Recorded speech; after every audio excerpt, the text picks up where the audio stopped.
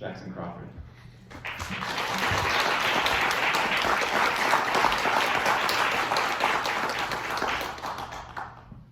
Hi, I'm Old Norse Specialist Jackson Crawford. Thank you everyone for your time. I'd like to begin by thanking the people up in the wings above. I've been coming to the Boulder bookstore. Well, my first memories of the Boulder bookstore are from about the age of 5. My grandparents would take me down here. It was one of the great bookstores in Colorado here, and what Tattered Cover used to be. And all the people at Boulder Bookstore have been so kind to me ever since childhood. Some of them, the same people who were here when I was a kid. And when my first book, The Poetic Ghetto, was published in 2015, I was between university jobs, and they still had me come here and do an event as a local writer. So thank you very much to the Boulder Bookstore. Thank you for continuing to host these great events.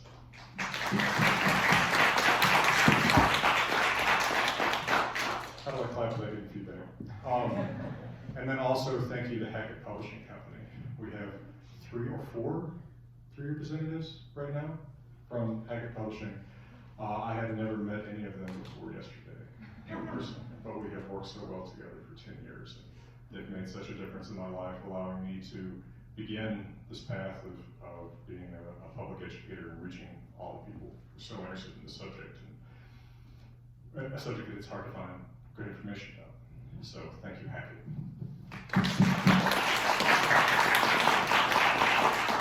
All right, well, so my latest book, Two Sagas of Mythical Heroes, technically published yesterday, contains, well, 2 sagas of mythical heroes. These are fundamentally fantasies, I suppose you could say. They're action fantasies. But one thing that I think is really notable about Norse literature and the Norse sagas is that they are not fantasies of ease. They're fantasies of hardship, but of enduring hardship, right? There's no fantasy of escaping from the difficulties of life, from violence, from all manner of conflict. There's no happily ever after. The story never ends with a happily ever after. In fact, the sagas almost always end with the protagonist dying, right? At best, the saga ends with, this is the end of the reign of so-and-so, who probably dies right after that, if he didn't die right before. And, you know, I observed in the introduction to my third book, The Wanderer's Hávamál, that Hávamál is a poem about how hard life is, not about escaping that difficulty, but about how to endure it well, the wisdom of being well enduring. I always like the French term Boulder. Maybe this is because it's a pretty town in Wyoming. These 2 sagas are otherwise pretty different from one another. Airborne Hatred and Worldcrafters Champions both contain very archaic stories, but only Airborne Hatred actually has those stories in very archaic language. So Airborne Hatred contains 2 of the poems that we think are probably among the oldest preserved in Old Norse, other than some of the skaldic poetry. Those are the Waking of Angityr, in which the shield maiden or warrior woman Hervor breaks into the burial mound of her zombie father Angityr. And if someone's got an air guitar you can play as I talk about that, that would be helpful. Thank you. Thank you. If someone's got a Zippo. Very archaic, in spite of what sounds like the plot of a B-movie from the 1970s. It also contains the Battle of the Goths and the Huns, a story about, well, the Battle of the Goths and the Huns, which you may notice are not in Scandinavia. The Goths, of course, were people closely related to the Norse. Their language is more or less like what Old Norse would have looked like about 1,000 years before the Edda Sagas were written down. And the Huns, of course, people from Asia who swept into the Western Roman Empire in its last couple centuries and largely destroyed it, with the Goths sometimes fighting them and sometimes fighting alongside them. These poems are handed down perhaps from as early as the 800s, which is pretty early in terms of our Norse literary remnants. You know, of course, the Eddas and Sagas was written down in the 1200s, so those are impressively archaic. The saga of Hrolf also is based on some real archaic material. We know that Hrolf himself is a famous king from the earliest days of the Germanic Heroic period. In fact, he is mentioned in Beowulf, which, if I give you a date for Beowulf, someone in the audience will throw a rock at me. But it is from somewhere between 80, 800, and 1000, so Hrolf is mentioned as early as somewhere in there. What's funny is that you actually have a story that's very closely parallel to Beowulf in Worldcrafters Champions.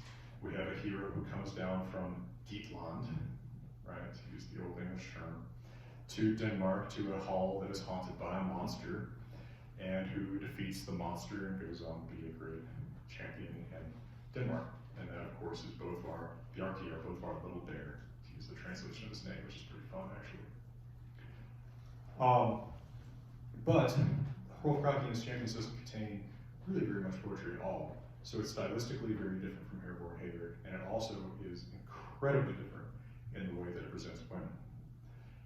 This is one of the things that's just, if you read these two sagas through right next to each other, it's like two different cultures almost, right? In Airborne Hatred, we have two warrior women, both named Airborne, grandmother and granddaughter, and the fact that they are so unconventional actually seems to make them like better matches. Everybody wants to marry Airborne. It's a really unusually women-centric saga. And then you get to Worldcrafters Champions, and all the women are basically like, they just have a t-shirt on that says "abuse me," and it's really, really striking, right? These sagas are written down at about the same time and about the same place. To me, that's a great reminder of how different people are at all times, right? I mean, you know, someone in Colorado might write pro and con just about anything, right? People are different at all times and places, and it's no different in medieval Iceland, I think. In reading them in Old Norse, I prefer the style of Airborne Hatred. It's a little bit crisper, if that makes any sense to anyone. It feels right to me to say it that way. Whereas Hrolf feels more bloated, perhaps. It's got, I'm not trying to read it. Please buy my book with a bloated side. That's not what I mean. It jumps from story to story to story to story, and it feels like the author's kind of trying to include like everything that it can. It's like, okay, it kind of feels like a D&D game that's running on too long. And like maybe each particular part of it is like a session that's maybe a month apart from the last session, so the DM has kind of half forgot what happened in the last one. It's like, okay, do you kind of remember this character? It gets mixed up. But it's fun. Didn't mean to make it sound otherwise. The reason why I did these two sagas, actually this was going to be my third book. So we had the Poetic Edda, then we had the Saga of Volsungs and the Saga of Ragnar Lothbrok, and then Ragnar and Wilson at Hackett and I got to talking about Hallmall and the possibility of putting out a dual language edition of it. And I thought, well, I can do that. And it was a lot of work, but we got that out in 2019. But actually, at the time that I gave my last talk 2 years ago about the Wanderers Hallmall, I had finished the translation of these books. So this was actually done sort of before that. The reason for it was, you know, I'm eventually going to do the prose edit. People ask me about that. I've done a little bit of work on it already. But I feel like Anthony Falk's translation of the prose edit is pretty good. I don't feel this rush to get a translation out there that I did with the Poetic Edda or with the Saga of Volsungs, and I did a little bit with these sagas. There's never been a good translation of Worldcrafters Champions into English. And then with Airborne Hatred, there's Christopher Tolkien's translation, which is nice. That's an interesting reaction. That's a nice reaction. It's just very Tolkien-y, you know? Like, I like J.R.R. Tolkien just fine, but I don't write like J.R.R. Tolkien and Christopher Tolkien. And I felt like a translation that was in English that I didn't have to, you know, keep OED next to me for would be nice.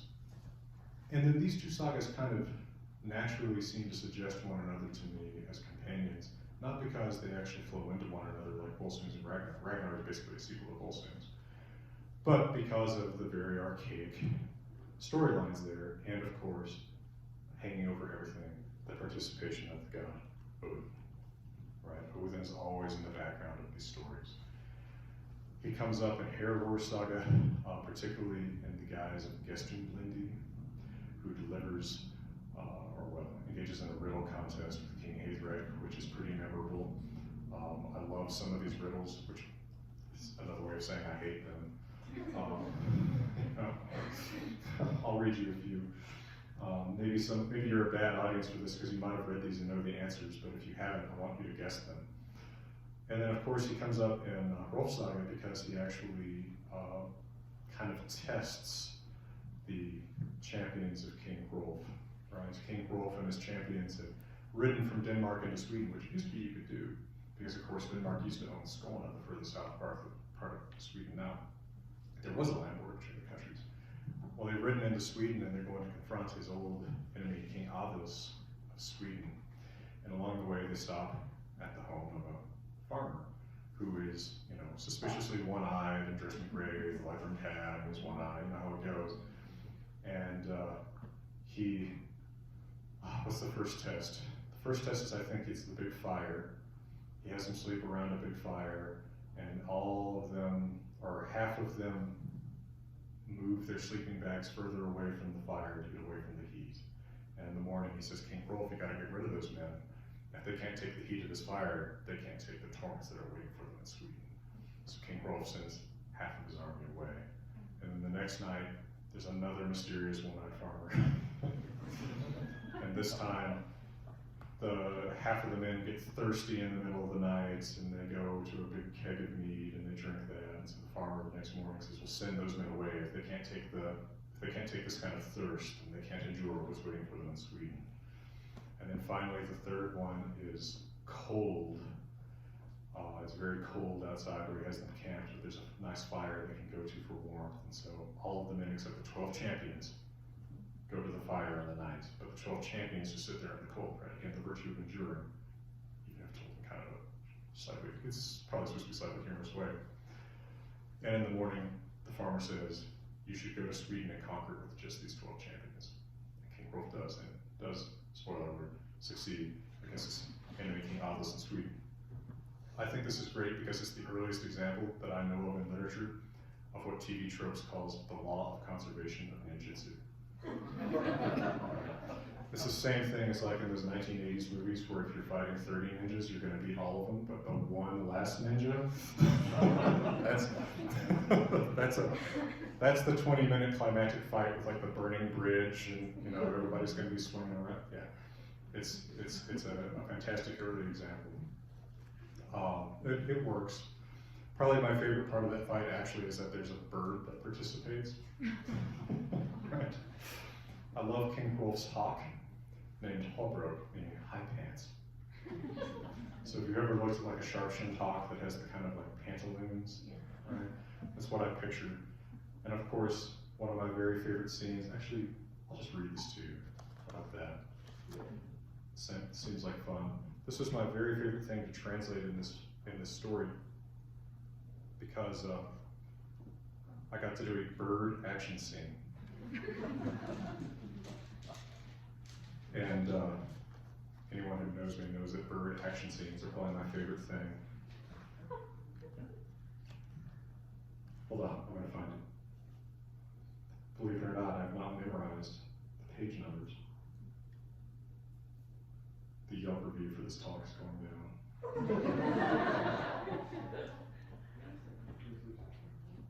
Someone starts screaming, "Boo." What a jerk. Known me since we were 10.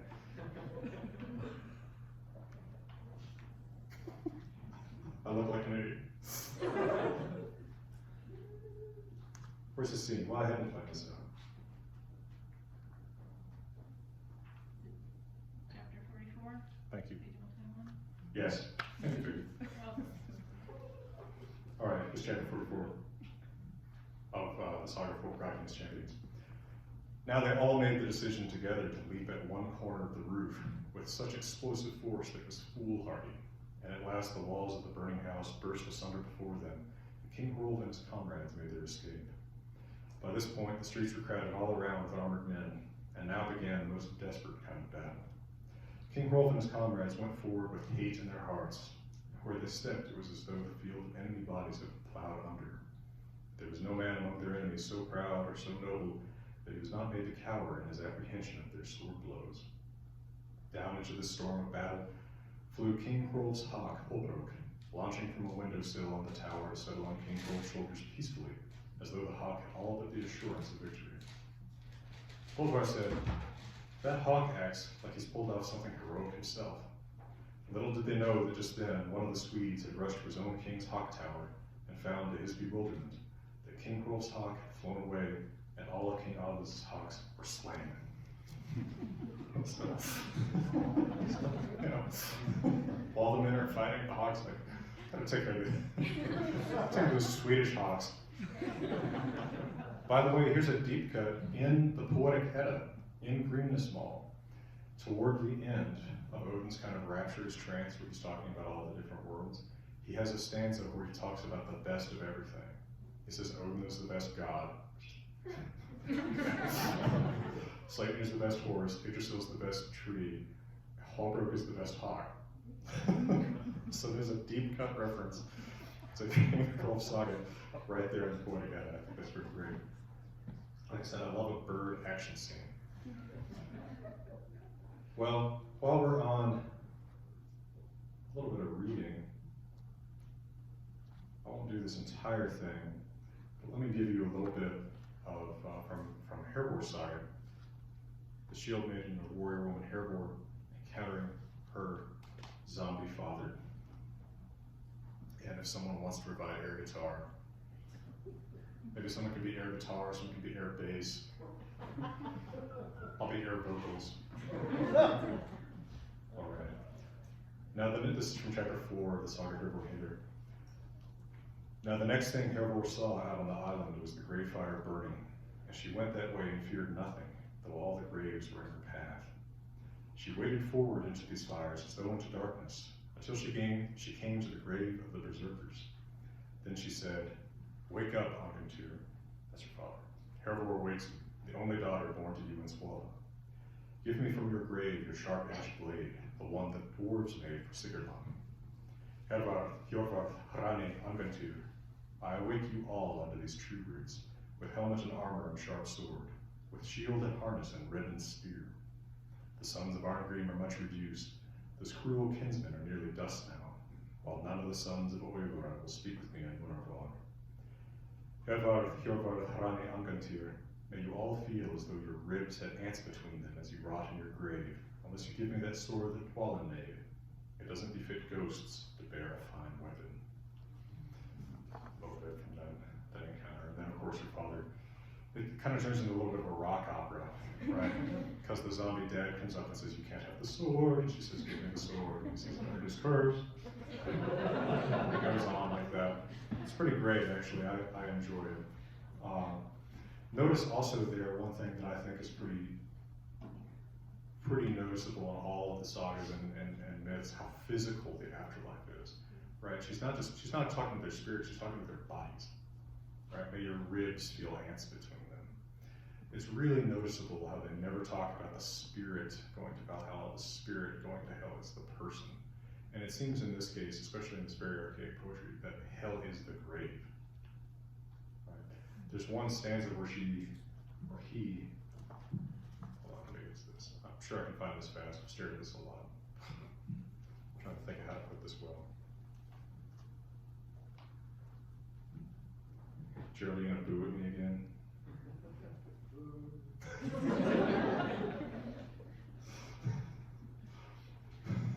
I'm crying. Hell's gate draws up, the grave mounds open, everything is in flame on the island around. It's an evil sight to look out of the grave. Hurry back, young lady, go back to your ships. That's your father. And she says, "You can't burn those flames so bright at night that the fires will terrify me. This woman's heart will never tremble even if she sees a ghost stand before this door. Ghost is an interesting choice of words there too. Actually, the Old Norse language is fairly rich with terms about dead things that talk. The term used there is draugr, which is a little bit more benevolent than another term, afturganga, or genwalker, which is the sort of zombie that we have tormenting the living in many sagas, including the saga of the Swamp Dwellers, which I call the Zombie Outbreak Saga. I don't know why there's not a movie of that one. Zombies versus Vikings. You'd think that in 2020 that would have been a Netflix special. 48 hours after it was proposed, right?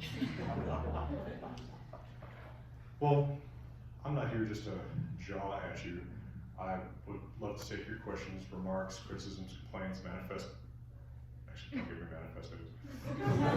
Something I used to tell my students. Got a manifesto, email it. Any questions, remarks? What's that gal's name again? The one that was battling with her father? Herbivore. She doesn't battle him. Well, you know, kind of test him. Right. She breaks into his grave line. Herbivore. H-E-R-V-O-R. Okay, because I'm new to this, so. Oh, okay. Yeah, her name's in the title of that song. Herbivore, and then her son, Hathrak. Okay, cool. She sounds badass. She's pretty rad. Yeah, she sounds that way. One of my favorite things about her that's also just so Norse saga to me in a way that wouldn't come up in a modern movie or TV show is she gets married later, and she and her husband have two sons. One is named Angantyr after her zombie father, and one is named Hathrak. And so often in the sagas we have this trope that when there's two sons, one will be blonde or red-haired, handsome, well-liked by everybody, talkative, cheerful, and then the other will be black-haired and mean, and nobody will like him, and he's depressed all the time. It's much like my own brother and me. And of course, she loves the mean, depressed, black-haired one, and he kills his brother in sort of a prank gone wrong. Also sounds like a possible twist in My Brothers and My Fate. And so her husband banishes him from the kingdom, and she says, well, you have to give him a gift before you banish him. And so he says, well, I'll give him advice. And he gives him all this advice, which if you read carefully, the sagas often don't have great through lines about this sort of plot point, but if you read carefully, he actually breaks every single bit of advice his dad gives him. Deliberately, down to really specific things. Like his dad says, don't free a prisoner. Well, he's walking along later and he comes across these guys leading a guy in chains, and he says, how much for this guy? Pays him and lets him free, right? Just because his dad told him not to. But of course, she gives him her gift to the son that they banish. She doesn't want to banish him, but her gift to him is the cursed sword, Tyrfinger, which is what she pulled out of her dad's grave. And of course, the curse on that sword, or a feature depending on how you look at it, is that when you pull it out of the scabbard, it has to kill someone before it goes back in. Right. Yeah, we're falling down the air guitar. Who's going to be air bass? Thank you. All right, so if you're air bass, someone else can be air guitar. Anyway. Yeah, that sword, it really is almost the saga of that sword. That sword is in just about every chapter, except the last two, which are really kind of like wrap-up chapters. Like, where are they now? Or really, where are their great-great-great-great-grandchildren now? In the manner of sagas. And there's also, by the way, the saga of Airborne Hatred, to get into the nitty-gritty for a minute, is preserved in 4 medieval manuscripts. In 2 of those manuscripts, we have what looks like a later, and when I say later, it's medieval, but later tradition about how the sword was made, about how this king, can't remember if it was Sigurlami or Svartalami, because I think the manuscript actually isn't sure, who meets these 2 dwarves and forces them to make him an awesome magic sword, and they actually, it's how they get back at him, right? As they say, well, here's the curse on it, every time you draw it, it's gonna kill somebody. Actually, the sword gets used at one point in a prank about this. So Hathrak, the son of Erebor, after he's inherited it, he goes on to be a popular king. And one thing that you'll notice time and time again in the sagas is that people foster each other's kids, and it's a big deal, right? it's a big gift you give to someone. I'll foster your kid, and it's usually mutual. Part of the idea seems to be that you'll be harder on your friends' kids than on your own kids. But he fosters the son of the king of the Rus. And at one point, they're going to go meet the king of the Rus. And he says, hey, kid, hide for a little while. I'm going to go see your dad alone. And the kid says, I have a bad feeling about what you're doing, because he's in Scotland. But he goes and hides anyway. So he shows up without the kid in the court of the king of the Rus, and he says, my lord, I have awful news. You know about the curse of the sword. Just, we were out apple picking. And we had picked all the apples off of this tree, but there was one apple that was too high, and your kid was like, foster daddy. And so he used the sword to cut it down. Well, curse on the sword and all. So he plays a little prank on the guy, makes him think he's killed his kid. But it's all okay. It's all okay at the end because, he has the kid run back in and say, no, daddy, actually, you didn't kill him. And then the king of the Rus is so embarrassed that he says, well, please marry my daughter. I'm sorry I threatened to kill you because I thought you killed my kid. Sagas are a different world. Actually, they would make pretty good movies. But you know how this would get, you know what this would look like in a movie, right?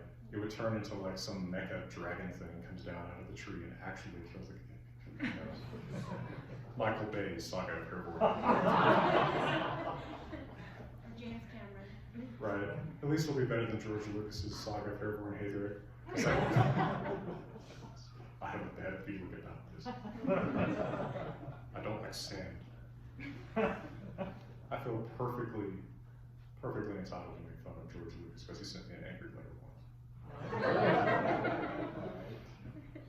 Questions, remarks? I shouldn't have left that as a cliffhanger. About your blog, huh? It was 10 years ago. I was a grad student, and I wrote this, I translated Star Wars into Old Norse.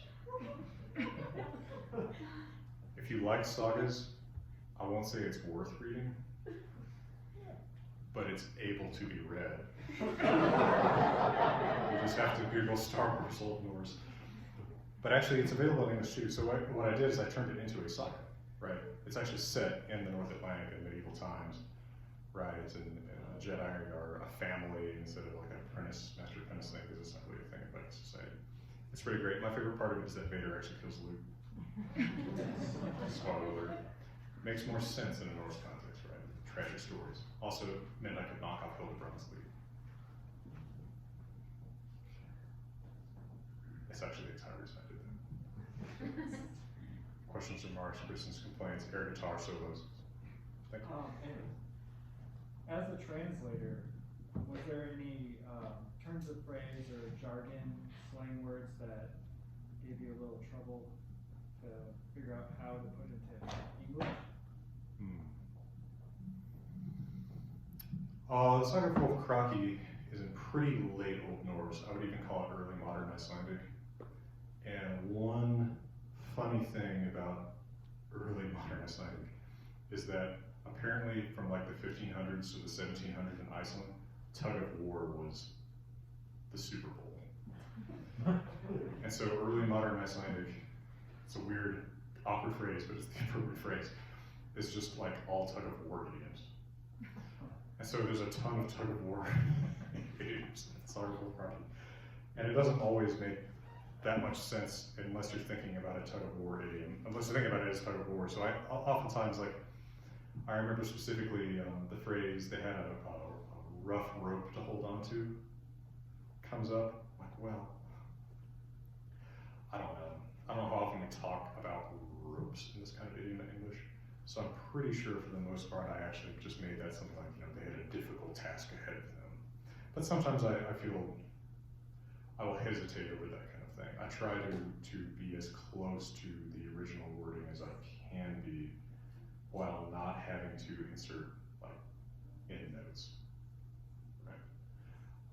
I did experiment a little bit more in the riddles because some of the riddles actually require a little bit of explanation, right? They're not very obvious. So I try, I would put things in asterisks, or square brackets, sometimes just to explain it. Like there's some references to a board game, Nefertari, which of course is not played that much today, although it's coming back. A lot of people have been playing various versions of Nefertari lately. So that definitely came up with the riddles. I would say that was probably the hardest part. Oh, by the way, I promised to give you some riddles. If you know the answer, don't shout it out. Honor system. All right, here's a riddle. I'm gonna see if y'all can do this. I love this one. I saw an earth dweller from the soil. A worm sat on a horse. A blind one rode a blind one to the wave-filled sea on a horse without breath. What is he talking about? I'll give it to you again. I saw an earth dweller from the soil. A worm sat on a corpse. A blind one rode a blind one to the wave-filled sea on a horse without breath. Okay, some kind of earth dweller, something from the soil. A worm on a corpse. A blind something on a blind something going to the sea. A horse without breath.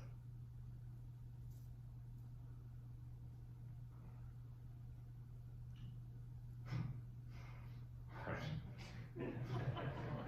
King Hadric says in response to Odin's riddle, "Your riddle is good, guessed Lindy, and I've guessed it. There you found a dead horse on an ice floe and a dead worm on the horse, and all of it was being carried along in the current of a river." I mean, he pretty much spells it out. It's a worm on a corpse, on a horse without breath, a blind one on a blind one, they're blind because they're dead, going to the wayfield space. It's rough. Most of the time, what I kind of enjoy is that actually King Hadric says that the riddles are like pretty good. The one that I think is actually good, he says is bad. Hold on, let me give you this one, because I think this one's actually really clever. All right. I saw something, it was harder than horn, blacker than a raven, whiter than a shield, and straighter than a spear. It's harder than horn, blacker than a raven, whiter than a shield, straighter than a spear. This one's actually good. Like, actually think about it as a riddle, not as something you need to like hit yourself in the head with a hammer with and then reconsider. It's obsidian. I think that one's cool. Yeah, no, it's a good guess, right? Yeah, because it's black, but then it's white if you shine something on it, right? By the way, you'll notice that blacker than a raven, when I translate, black means black, blue means blue. This is lost on some of you, perhaps, because you are better people than to spend your time reading Old Norse color terms. But a lot of translators will translate Old Norse blue and black both as black, because usually they call ravens blue. Here it's actually black is what's actually used. There is a difference. I'm not going to get into the weeds about that, unless someone tells me to get into the weeds. Yeah, go for it. Yeah, we got some. Ravens are blue. That's the answer. You ever looked at a raven close? Or even just a crow? They shine, they're kind of blue. Right? In fact, Edward Abbey always calls ravens blue-black. If you control F, whatever it is on, Kindle or something, you can, Edward Abbey always says blue-black ravens. So because ravens are so often called blue in Old Norse, it's become this, people, any like sort of seemingly counterintuitive take that gets popular is just impossible to root out, right? Don't touch a baby bird, the mother will smell you on it and abandon it, right? It's sort of a counterintuitive take, but it gets around because it's counterintuitive and popular. Same thing with like, there's no color for blue in Old Norse because they always call ravens blue, that therefore blue means black. It doesn't. Ravens are blue. It's actually them being observant, right? And by the way, the only two colors ever used for human eyes in Old Norse are blue and black. Now, I don't have a time machine, but I'm guessing that the fact they mostly talk about blue eyes is, not that big of a surprise. I've been to Sweden.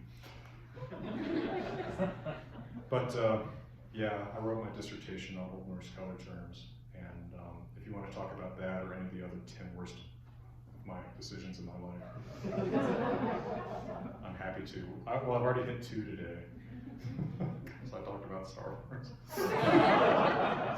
Oh yeah, but that's why Lucas sent me an angry letter. It was a pretty letter. It's on nice letterhead. I used to have that framed in my UCLA office. At my Berkeley office, the letter I had framed was the letter of rejection to the University of California, Berkeley as a student.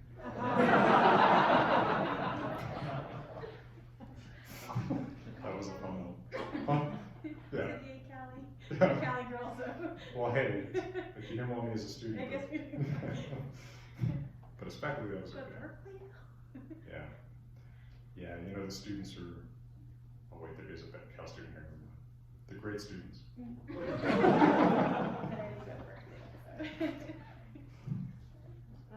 I was curious about this incredibly long name that is actually longer than my own name, which is rare. Gestur Blindi, and I'm wondering if that has a specific meaning and if there's a specific pattern within the sagas of how people get their names. Sure, so Odin takes a variety of names, not all of which are immediately analyzable, but most of which are pretty immediately analyzable, and they usually refer to something about him. Gestur Blindi is interesting because it's actually him disguising himself as someone else who's already named Gestur Blindi. But it's still a very characteristic Odin name because of the Blindi part. A lot of his names have Blindi, between the blind one. The Gestum is a little bit more of a question. So Gest means guest, G-U-E-S-T, right? The same word basically. The is a little bit of a question. Can be just a filler particle in Old Norse. It's also a dative plural ending, so it could be something almost like blind to guests, the one who doesn't see guests, or the one not seen by guests, perhaps. Something along those lines.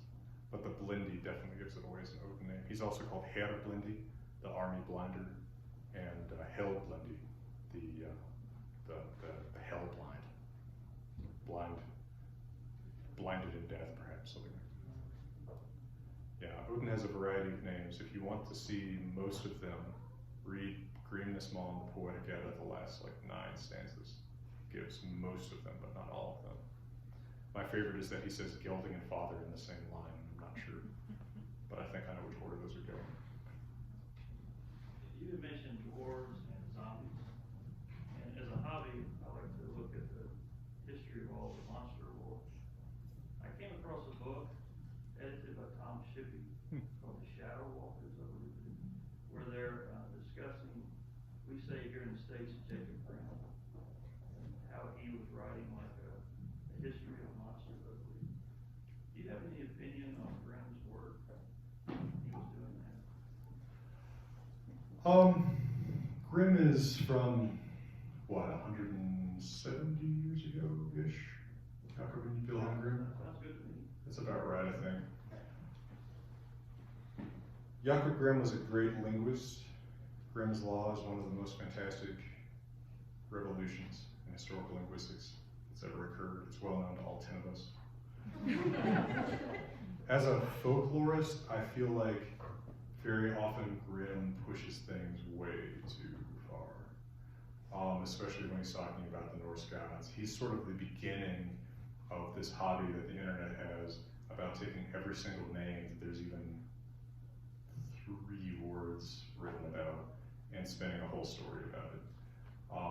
So I think they could be a little bit irresponsible about our limited source material. But I think that at the same time, they're standing at the beginning of a tradition, especially in linguistics, where their contributions are very important. As far as anything specific they said about, say, the history of monsters and folklore, I don't know that I have any great comments for you. I've never just read Deutsche Mythologie all the way through. I've only encountered it bit by bit as I've needed parts of it. Sometimes as it's been quoted at me by people not realizing what they're quoting. It's actually a big thing on the internet. It's mirrored in many places. Yes? Any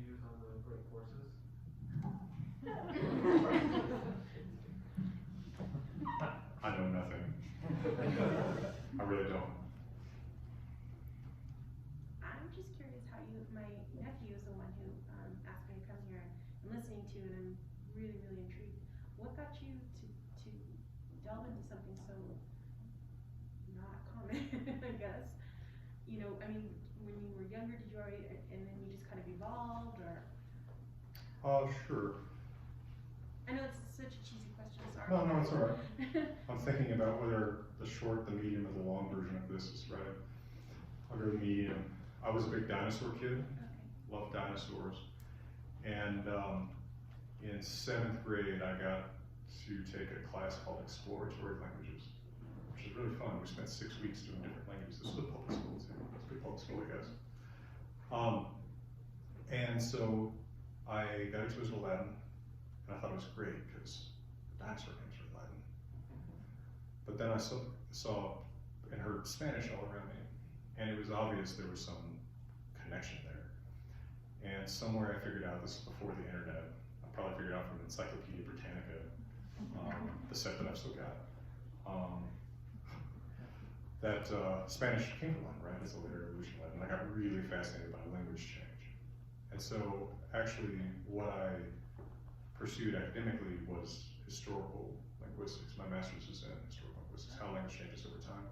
And then at the PhD level, I specialized in Scandinavian languages, which are very close relatives of English. And what really fascinated me was, well, I call them the forgotten sisters. You look at them 1,000 years ago and you can see the relation very easily. You come 1,000 years forward, the relationship is still there, just a little bit hidden, but it's still right there under the surface. These really are, you know, if more people knew the Scandinavian languages, they would realize that it's like Spanish and French, as far as English and the Scandinavian languages go. Yeah, they're really close relatives. So I just found that relationship really interesting. That's what I specialize in at the PhD level. And since I taught these languages, I ended up teaching the literature that they're into, right? And one of the best things about Old Norse is that there's actually cool stuff to read, right? There's 70 more of these, by the way. Will I get to all of them? I'll get to some of them. And there were wild, wacky stories. And you just don't get that in a lot of ancient literature, right? I mean, look at Gothic, close relative of Old Norse and English. But what can you read? The Bible. I've read that. I don't need Gothic. Read it. Same with, you know, Ultra Slavic and a lot of these other languages. They're cool. They tell you something interesting about the history of these languages. But it's like, what are we going to read? Well, do you feel like Mark, Matthew, John, or Luke? It gets a little repetitive.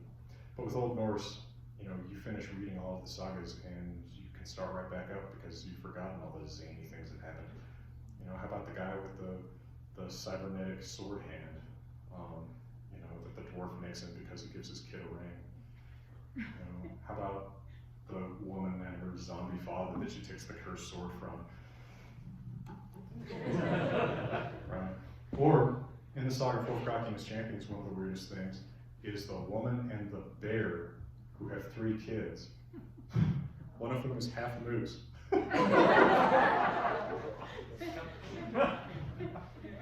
It's not Mendelian square. One of them is half moose, one is a dog from the knees down. No, I really want to see the Ancestry.com report. You're 10%. 23andMe. Yeah, right. You. I wonder if you inherit the dog ears, the human ears, the bears. And then the third one is Normal. He's the one called Little Bear, but we're told in one breath he's normal. He looks like a normal human being and his mother loved him best.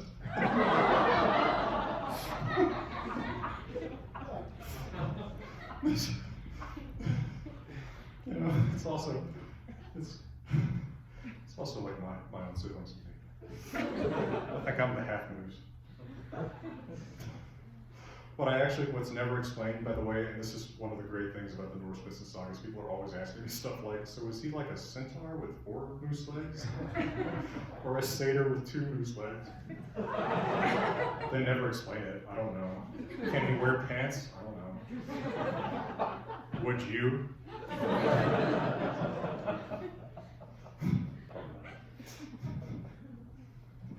Of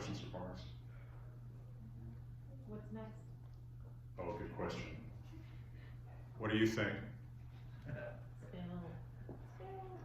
I have various projects. So I've been working on the Prozetta. That's probably not going to be the very next thing. I will say that the next thing is a little different, but I think you'll like it. It's not a translation.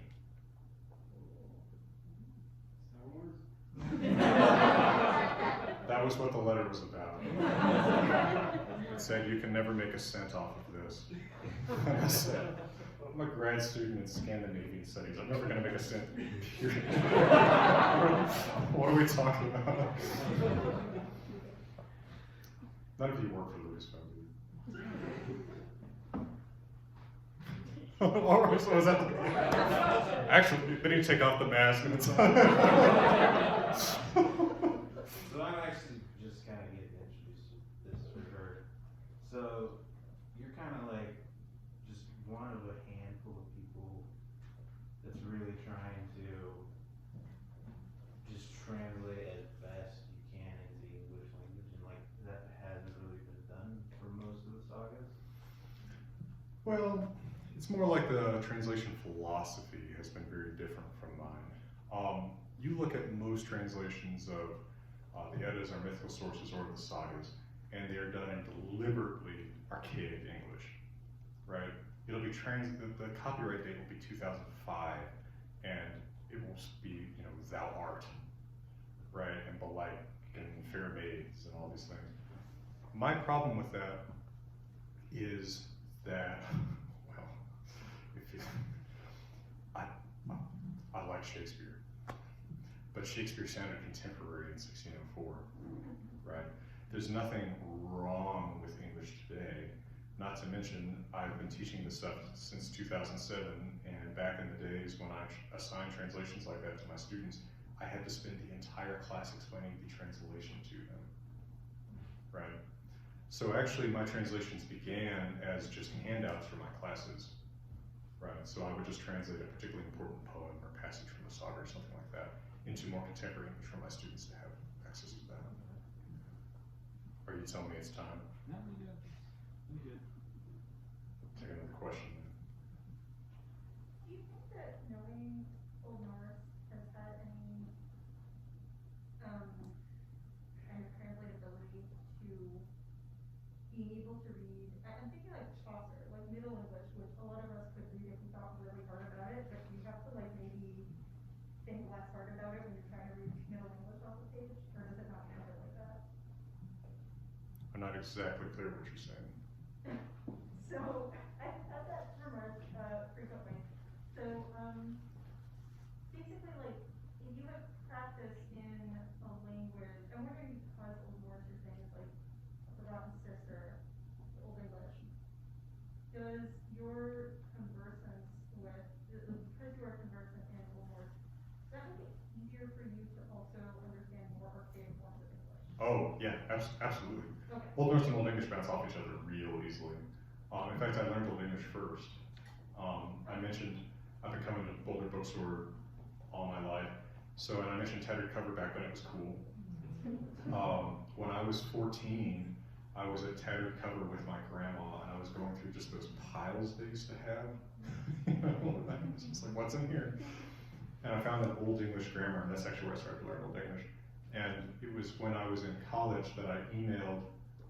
I used to be a jerk. I would email and call and write letters to anyone. And